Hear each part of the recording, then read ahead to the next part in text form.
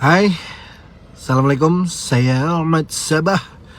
Ramai orang yang tanya aku, yang DM aku, cakap, Mat, Sabah sudah dapat 17 bilion. Lepas ni kau tak lucu sudah, sebab Sabah sudah kaya.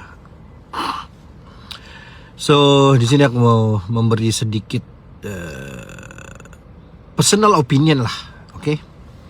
Yang pertama, aku cuma ingin beritahu terima kasih juga lah kepada kita punya Perdana Menteri PMX yang amat berhormat Datuk Seri Anwar Ibrahim. Kerana jujur kan, bagi aku hanya kerajaan sekarang ni kan baru kita boleh cerita tentang MA63 dengan lebih banyak. And then aku cuba untuk baca, dan aku baca ada 9 juga tuntutan yang sudah dibagi daripada keseluruhan. So which is sangat bagus lah.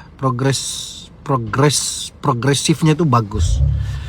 And then tapi harapan aku semoga semuanya dapat ditunaikan dengan segera. Dan aku percaya untuk satu penggal pun dia boleh selesaikan 9. So tidak mustahil juga. Mungkin kita akan dapat keseluruhan.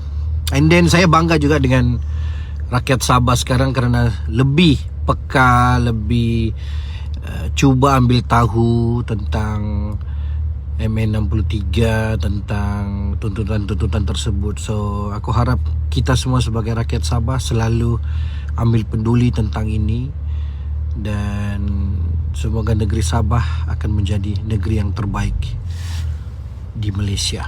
Okey? Saya Mat Sabah, hidup orang susah.